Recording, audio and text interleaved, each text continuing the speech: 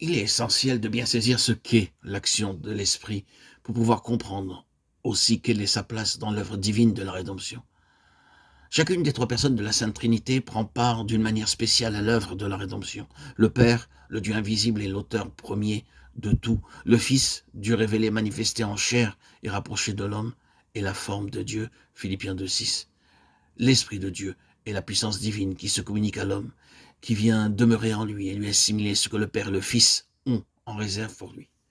Et ce n'est pas seulement dans chaque individu, c'est encore dans l'ensemble de l'Église entière que vient agir le Saint-Esprit, car ce n'est que par son intervention continuelle, par son active coopération que le corps de Christ peut s'approprier d'une manière efficace ce que le Père a résolu et ce que le Fils a accompli. Ceci est particulièrement vrai de la prière d'intercession. La venue du règne de Dieu, l'augmentation de grâce, de connaissance et de sainteté offerte aux croyants, leur consécration plus complète au service de Dieu, la force nécessaire pour ce service et l'action puissante de Dieu sur les inconvertis par le moyen de sa grâce, tout cela est prêt à nous être donné de Dieu par Christ, mais ne peut nous être donné que si nous le désirons, l'attendons et le recevons par la foi. Et c'est là qu'intervient l'action merveilleuse du Saint-Esprit chargé de préparer le corps de Christ à vouloir, à recevoir et à tenir ferme ce qui a été pourvu pour lui dans la plénitude de Christ, qui est sa tête. Le Fils et l'Esprit travaillent ensemble à faire recevoir dans le cœur l'amour et la grâce du Père. Le Fils les reçoit du Père, nous les révèle et les rapproche de nous, tandis que l'Esprit incite l'âme à s'élancer à la rencontre de son Seigneur. L'intercession continuelle de l'Esprit en nous pour demander et pour recevoir du Fils ce que le Père lui donne, nous est donc tout aussi indispensable que l'intercession continuelle de Christ dans les cieux, demandant tout au Père et recevant tout de lui. Quelle merveilleuse lumière les paroles de notre texte jettent sur ce saint mystère.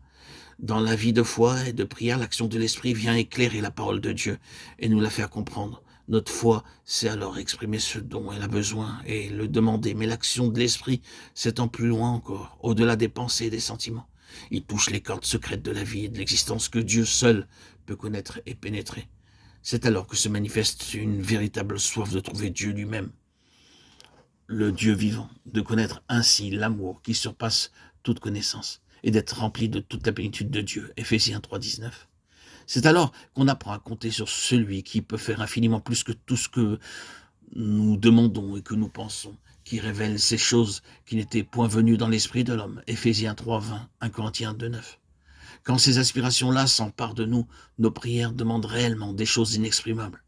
Et ce qui fait notre force alors, c'est de savoir que l'Esprit lui-même intercède avec ses compassions infinies dans des régions et avec un langage connu de celui seul qui sonde les cœurs. Relisons encore Romains 8, 26, 27. De même aussi l'Esprit nous aide dans notre faiblesse, car nous ne savons pas ce qu'il nous convient de demander dans nos prières, mais l'Esprit lui-même intercède par des soupirs inexprimables. Et celui qui sonde les cœurs connaît quelle est la pensée de l'Esprit, parce que c'est selon Dieu qu'il intercède en faveur des saints.